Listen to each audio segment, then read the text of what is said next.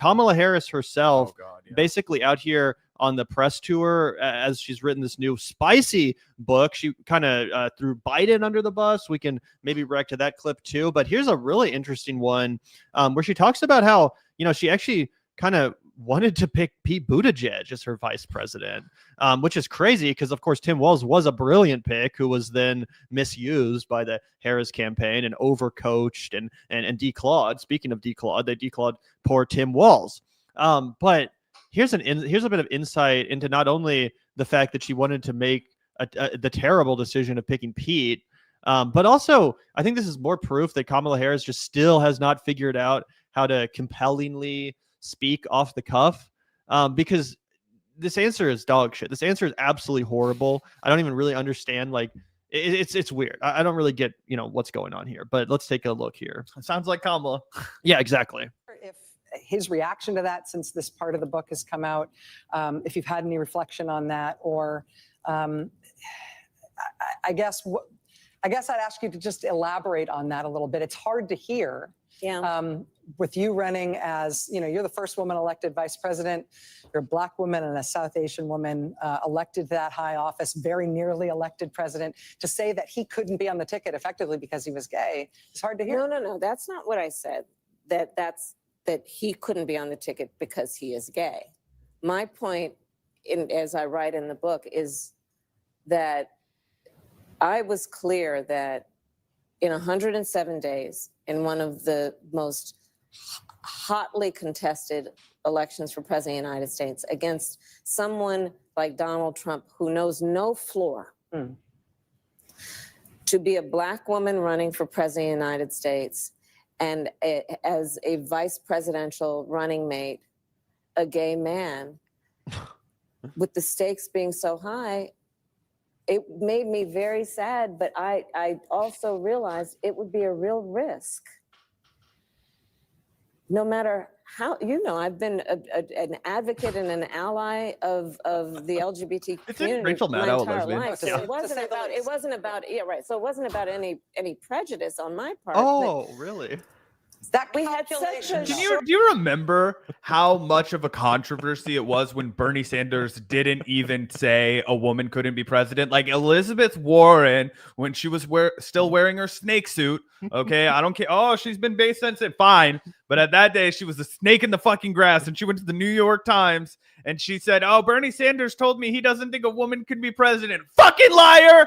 You fucking liar! Because I can show you real quotes of Bernie Sanders saying you could be president before he even ran, right? And now you get to have Kamala Harris, Queen Liberal, coming out here and be like, "I didn't pick him because he was a gay guy." Yeah. After denying that that's her reason at the beginning of the clip, she's like, "Oh no, that's not why." But then basically just goes on to be like, "Yeah, that's why." And don't get me wrong, guys. Like, obviously, I wish Kamala Harris was president right now after all the craziness we're living through. I wish she was fucking president. Don't get me wrong, but that doesn't mean that she should run again. I think she had her chance. Unfortunately, she missed. And now it's time to step back. I unfortunately don't think she's going to take a step back.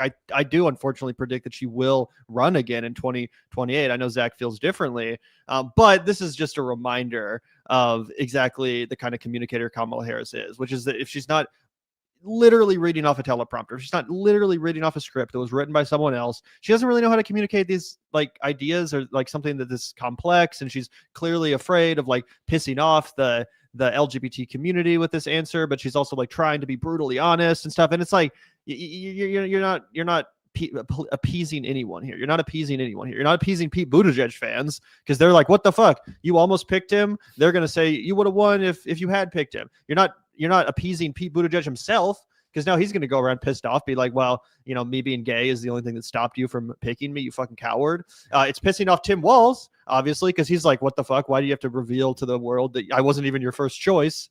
It's pissing off people like Rachel Maddow, because they also probably like Pete Buttigieg, right? It's just, who is this for? Like, what is the point of this answer? It, to me, seems very just like I'm going to spill the tea and make it seem like this is everyone else's fault but me. And here's a bunch of reasons why I didn't win, including the fact that, Americans are too bigoted and yada, yada, yada. It's just never ending. Yeah, for sure. I look, she was really just never been much of a sharp communicator in my view. And you know, obviously we both did everything that we could from our stump to be like, guys, listen, forget everything we've ever said analyzing Kamala Harris. Donald Trump is a unique threat to our nation. We got to rally behind her. And I mean, we did everything. Everybody fucking did everything, right? I mean, fuck. So to see her try and go at it again, I mean, that's a disastrous idea. And you know, Gavin, I know you think she will. Maybe she will. My opinion is that we've seen the last of her.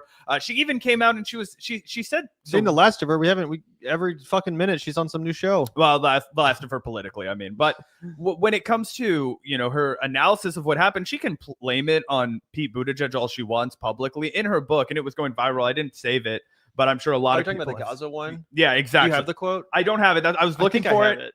If you can find it. She basically says like, oh, in hindsight, I should have, like, the American people wanted to hear, not that I was, you know, not going to depart from Joe Biden, but that I was going to, diverge from him. And yeah, she says, I had pleaded with Joe to extend the same empathy he showed to the suffering of Ukrainians to the suffering of innocent Gazans. And it's like, lady, then why didn't you change course? Once you became the presidential nominee, there was no taking it back from you. After Joe Biden dropped out of the race, after Kamala Harris and Tim Walz tickets being parroted up, why didn't you then at the DNC let a single Palestinian voice speak? Why then did you completely ignore and fuck off the uncommitted movement? Like, she's trying to blame it all on Joe Biden. This was her analysis too. Okay. Her analysis was, I'm not going to fucking rock the boat on Israel. I'm not going to say fucking anything about Israel. Why? Because she didn't want the avalanche of donor money from corporate fucking big shots that love Israel and constantly simp for Zionism in this country to pull out or to turn the faucet off. Right. And so now she's post hoc. She's coming out here and she's like, I guess maybe the people who constantly screamed and said, oh, just please change your policy on Israel and we'll vote for you. I guess what they meant was they would vote for me if I changed my policy on Israel. No fucking shit, lady. No fucking shit. Yep. And then she went around with Liz Cheney. And it's crazy, too, that like Kamala couldn't even learn the easy to learn lesson from Barack Obama, which is just to lie about being pro-peace. Like, you know what I'm saying? She didn't even have to actually do anything different than Biden. She could have had the same policy. But yeah, for that 107 days, she sure could have pulled an Obama. She sure could have talked a lot about peace. You know what I'm saying? At the DNC, she could have come out and said, hey, I know, you know, whatever you think about Joe Biden and his policies, I am a different person and I will be different on this issue. We are going to stand up to Netanyahu. We are going to bring about peace in this region, come hell or high water. How hard would that have had to been, Zach? She couldn't even do that. She couldn't even pretend to be in favor of peace, something that everyone pretends to be in favor of. Whenever she was asked about this issue, she just had to talk about how Israel had the right to defend itself, no matter what. So it's completely ridiculous. She was just as bad as Joe Biden when it came to this issue rhetorically. And if she somehow had more morality, humanity, leadership, whatever, then the DNC would have looked very different. Again, there would have been a Palestinian speaker. There would have been an olive branch put out there to the protesters on the street. The ones of which she mentioned here, there's a quote about this. Harris acknowledges becoming frustrated with left-wing Gaza protesters. The threat to withhold their vote got to me. It felt reckless. The issue was not binary, but the outcome of this election certainly was. Why weren't they protesting at Trump rallies? I wondered, which is stupid because there was lots of, Gaza protesters at Trump rallies and stuff like that. But, this is completely ridiculous. Your job as a politician, your job as a candidate is to convince people to vote for you. So if their threat to withhold their vote got to me, oh, guess what your job as a fucking politician is? Guess what your job as a politician, as a candidate is? You're not entitled to people's fucking votes. It's crazy that this even has to be said. Yeah. That a politician, a candidate is not entitled to everyone's votes and they have to campaign for said votes. Like, that's just basic. That's just like what politics is. Only an establishment Democrat would come out and be like, well, this is crazy to withhold your vote over this. Like, oh my gosh, you have to vote for me. Shame on you for not voting for me. Like, that is crazy. It's criminal. It's bad politics. Last thing on this, because it reminded me of it. Stephen A. Smith, we've talked about him in his political analysis. Sometimes they're all across the board. And God knows this man is not a good faith actor. This is a guy who's all about giving a take, right? This guy, more than anything, he values his take and if he's going to be right or wrong with this take. So I thought it would be worth hearing him out. This is his take on whether or not Kamala Harris will run again in 2028. Remember when he was briefly going to run? Man, people were teasing about it. This guy he'd have to run as a Republican. Just for everybody to know, Stephen A. Smith is a fucking diehard capitalist, and he would be a Republican. The thing that he will sometimes go viral on Democrat shows for is that he's not racist. Like, and he refuses to engage with the fucking racist Republican worldview of a lot of these guys. But at the end of the day, when it comes down to the dollar, Stephen A. Smith is all about capitalism. Yeah. Appearance on the View. Don't get me started with Oh shit! Sorry, it's at like fucking 1.5 speed. I know. Put it back here. Houston looked at her and said, "Is there anything that you would do differently than Joe Biden?" And I can't think of anything. Nobody wants to hear that when the country was in the state that it was in, and we knew that change was the order of the day. And you had a candidate that was not only using her rhetoric, her verbiage, and the lack thereof from him, but also was accusing her as hiding and engaging in his own definition of machismo or misogynism or whatever you want to call it, to point out how he was a man's man and he goes everywhere and he talks to everyone, while she was not willing to do that initially. And then you come out with a book in the aftermath of it all, and you've talked about Pete Buttigieg and, you know, him being gay, or you talked about Josh Shapiro, the governor that I just interviewed the other day, and you talked about him being too eager for the vice presidency when he was clearly a better choice than Tim Walz, or you want to talk about Gavin Newsom now, but you wouldn't do it before. Nobody's trying to hear that now. That is a candidate that's on her way out the door, and I'm not saying I wish it. I've had the pleasure of meeting her once before. She is a very nice person, very accomplished. I respect her, but when I look at the bullshit. Book, so here's where I have to actually defend Kamala Harris, despite what I said earlier, and I do think she fumbled the answer about Pete Buttigieg. I actually don't give a fuck about her like spilling all the tea in her stupid book and like being honest. In fact, that's probably the only, you know, like relatable or likable thing she's done recently, is just like, you know, bear all and spill the tea. Right. So I don't agree with this from Stephen A. Smith. Oh, she's not being classy enough.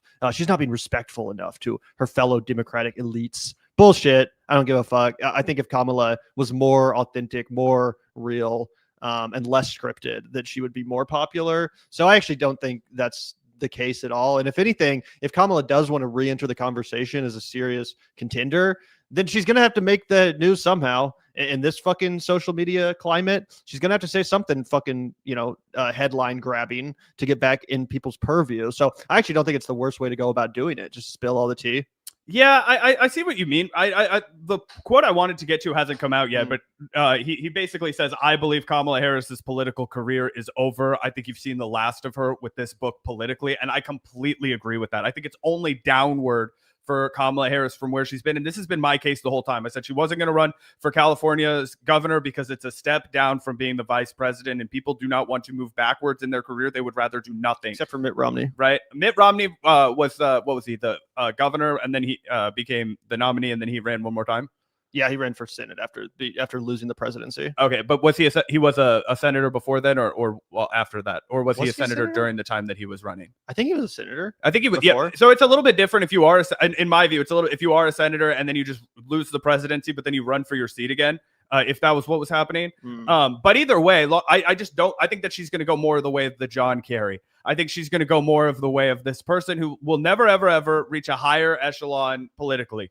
Okay, she was. John Kerry got appointed to something in like Biden's administration, right? Yeah, but and maybe she would do something like that. But I mean, like running for high office again. Like John Kerry didn't ever say after 2004, like, you know what, goddamn it, in 2008, I'm going to give Hillary Clinton a run for her money. But he actually won the nomination. Kamala Harris was like shoehorned in there with 107 days to go. She doesn't feel like she's really had a chance to. She would humiliate herself, and I feel like the people closest to her know that she would humiliate herself, and they're just going to be like, Kamala, you already did enough for your country, and that's what she's going to be able to do. She's going to go ahead and say, I already did everything I could for my country. I only had 107 days, and it's going to be the blame game. It's going to be excuse city, and that's what I see all the time from Kamala Harris, making excuses. All right, and my old man always used to love to say excuses are like assholes. Everybody's got one, right? But it's not a sign of leadership, right? So she's going to have to stop with the fucking excuses and start with the solutions if she wants to get back into politics. I don't ever see that happening. Okay, I mean, that's definitely a take. We've argued about this before. I do, however, continue to think it's crazy for you to say that the people around her would be discouraging her from doing another run for president rather than egging her on. because I mean that's crazy. There's a whole fucking industry of people that literally work for her and whose paycheck is contingent on her doing this. The fact that you don't think there's going to be a bunch of people showing her polls, convincing her that she has a shot at it, convincing her that there's at least, it's worth doing for the sake of ginning up more media attention, book sales, paid speeches, and a shot at the next administration / whatever the fuck. I just think that's obvious. Of course, they're going to be egging her on to do that. Now, maybe she'll make the decision not to. But I don't think it's at all true that people around her will be discouraging her from running. If anything, they're going to be the reason why she ultimately does run, in my opinion. No, I think Doug actually loves her. I think say what you will about the people close to Kamala Harris. I think her husband actually does fuck with her, man. I think he loves her dearly. And I think that they have a real relationship and a real marriage. And he's going to look her square in the face and he's going to say, hun, this is going to be way worse for you this time around. You're not going to fucking win. What would be way worse about it?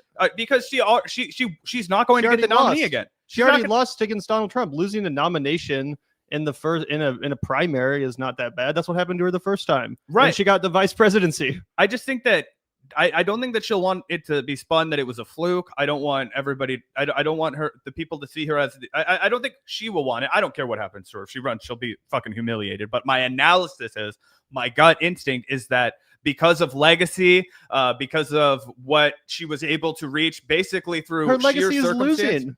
No, her legacy is being the first black vice president. Dude, of her the United legacy States. is losing. That is 100%. not true. It no is. way. I completely disagree. No, dude. In her mind, right now, that is her legacy. And if she doesn't do anything to change that, that's how she'll die. That's her legacy. What else is she gonna do besides write another shitty book? Like, the only way to change her legacy from being that of losing to Donald Trump is to try again. You know what I'm saying? No, I think she has the loser mentality that she only had 107 days and that she did the best she could and that she was the first black vice president and that she was cheated because Joe Biden wouldn't get out of the way fast enough and that the country was too prejudiced. I think that's what she tells herself. I mean, she could keep telling herself that, though, is my point. I think she does want to have some sort of, future in the Democratic Party. I think that's proven by the fact that she's all over the fucking, news on MSNBC, writing books, doing the kind of things you do around this time if you're going to run for president in the next election. I mean, Hillary did it and she didn't rerun. Well, that's because Hillary is like twice as old as Kamala Harris. If Hillary Clinton was as old as Kamala after losing in 2016, she probably would have run again. I wouldn't put it past her. In fact, she intentionally put out rumors into the media that she was going to run again in 2020. But she was so afraid of getting humiliated again. She didn't want to go through it. I don't think these people are as afraid of getting humiliated as you think they are. Like, I really don't think that losing a look at Tulsi Gabbard, look at Pete Buttigieg, look at all these people that have never done anything but fucking lose a primary. But they never were vice president. They weren't vice president, but I still think Kamala would 100% take the attorney general spot in the next Democratic fucking administration, 100%. And I absolutely expect the next Democratic president to give her that spot. Attorney general, are you kidding me? That's like the role she was fucking born to do. She gets to be a cop at the nationwide level. And a little conciliatory gift for, losing another primary. But, she tried. We'll see. Obviously, I hope you're right. I really do hope you're right. And if you are right, I will come out here and give you your flowers. Well, hey, you know what? We have to have a good battle every once in a while on this podcast. We have a couple of dangling horses out there to see, all right, who is going to be the Oracle of 2028? Gavin, unfortunately, got it in 2024. But it didn't do us any goddamn good because we were both wrong about the general election. Yup. Oh, man. One more thing that I believe, points to Kamala, maybe potentially going to run is that she's already out here, getting her attack message against Trump ready. I saw this shit, man. I couldn't believe this. This is a quick one. A tyrant. We used to compare the strength of our democracy to communist dictators. That's what we're dealing with right now, Donald Trump. And these titans of industry are not speaking up. A tyrant. A communist dictator. So, yeah. Which again would be a disaster if they try. Say what would be the real nightmare is if Kamala or someone like Kamala gets the nomination, but then they run another one of these pussy ass campaigns where it's like, actually we're more capitalist and here's Liz Cheney and here's a camo hat and like we love guns and I have a gun right now, like all this stupid crap. That was such a bad idea. It totally backfired. And you see Kamala hasn't learned any better. She's all ready to go with that again. Like I'm even more right wing than you. I'm going to call you a communist. communist instead of letting you call me a communist. Like, oh, that's going to totally work. Oh, I'm sure I'm going to convince all these idiot MAGA people that their guy is a communist. Like, obviously that's not going to work. Yeah, it's interesting too, because one of the things that I got dead wrong was how people were going to react to her first gun comment, like her comment, like, I have a gun, right? And I was like, well, she's a fucking cop, like, you know what I mean? Like, if she had a little like fucking, Derringer or whatever those fucking like mini guns are called, I wouldn't be surprised, like something in your purse that's like, hey, at the last fucking, line of defense, I'm a high profile black woman in America. You know what I mean? I might be strapped up a little bit if I were Kamala Harris, and that's what I came out and I said. I'd be like, oh, listen, man. I'd be looking over my shoulder every once in a while if I were Kamala Harris in 2025. So, maybe keeping a little bit of something to take the edge off in terms of personal protection wouldn't be, out of the realm of possibility. Americans were like, bullshit, that lady's never fired a gun. And I was like, honestly, you guys might be right. Yeah. I think it was also the way she said it. If she just said it in a more like organic, kind of off the cuff fashion, it felt so scripted.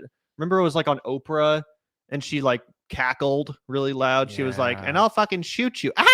Like she sounded like the Wicked Witch or something. And it just felt so scripted. Like, all right, here's where Kamala's going to talk about make sure Oprah, you got to ask her this question, set her up for this.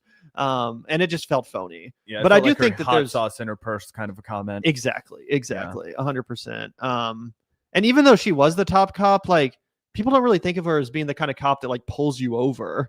She was like the top cop, like the attorney general or whatever, but she wasn't like the kind of cop that's like, busting you like for going over the speed limit. That almost made me feel like why she would want a gun more to validate herself. I am a real cop. I do carry a gun to work. I do stop criminals. Like that was my logic. It was flawed, but that was my logic. That was how I was thinking about it. Like, oh, she's insecure about not being the kind of cop that busts heads open and, takes advantage of poor people.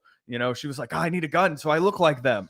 Yeah. Speaking of beating people over the head or whatever, one last thing on 2028. I think JB Pritzker, if he's going to run, he does need to lean more into the like mobster thing. Like right now he's playing it a little bit too like polite. Like I'm just a Democrat. Like he needs to play up the fact that he's like, low key, like a mob boss, like the fucking Godfather.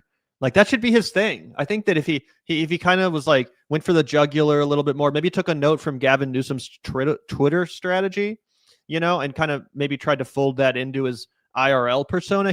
I don't know. I feel like there's something there. He kind of be like the Penguin or something. Yeah, I see what you like. Literally like the foil of Donald Trump, like literally like the other kind of New York billionaire, and I guess he's from Chicago, but same thing, the second city billionaire. Al Capone. And that's the one thing that does kind of like, you guys can say whatever you want in the chat when we get there, and I'm sure everybody will. I will support whoever runs against Donald Trump or the Republican in 2028. I will fucking support them. But I am a little bit uncomfortable with the idea that it's like, we're just going to embrace the fact that we're an oligarchy. We're going to go from one billionaire president to the good billionaire president. And then, hey, maybe in 2032, another Republican billionaire will run. And then I worry that we just completely divorce from our national fabric the idea that a regular person could be president. Because I was thinking about this, Gavin. Your parents probably said this shit to you. I got to give it up to my dad for, really instilling in us from a young age that, we could be civically engaged. Like, this is your country. Like, you can change it if you don't believe in the way that things are going. Like, write a letter to the president, write a letter to the fucking senator. Like, your voice matters. That's what our fucking ancestors fought a revolution for. You could grow up to be president, right? My dad said that to me constantly. He said that to my sister constantly. Like, hey, if you don't like what's happening in this country, grow up and become president. Like, you could fucking do it, right? I think that people are going to stop believing that shit. I think people are going to stop believing that anybody can grow up and be president. A lot easier to convince your kid that you can grow up and be president when Barack Obama is president, right? In 2008, you know what I mean? That guy gets elected president. He was from Hawaii. He's a black guy. Nobody thought he could do it. He fucking does it, right? He was a huge disappointment for a lot of reasons, but he pulled it off, and it was like, wow, fucking A. I could be president if I wanted to, right? And I decided I didn't want to be president, right? Gavin, you probably don't want to be president either. But there was that belief when you were 8 that you probably could have, right?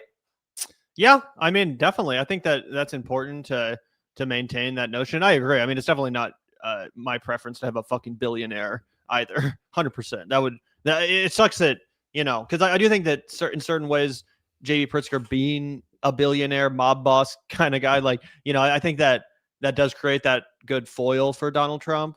But on the other hand, yeah, it's not worth just like, handing over the country to fucking billionaires forever. It would be crazy, right? Like it does. Like, again, I don't even think JB Pritzker's that bad of a guy. Like, he clearly does have some level of compassion for the people of Chicago. Like, if that's the bar now, oh, he's a billionaire, but his heart does seem to be working. He's not a fascist. It's like, I weep for the state of our country, and I'd be much, much, much more enthused by an AOC kind of candidate. It'd be funny seeing Bernie stump for JB Pritzker. I know what I said about the billionaires, but this one, it doesn't apply to this one. He's a good friend of mine. He's going to lead this country.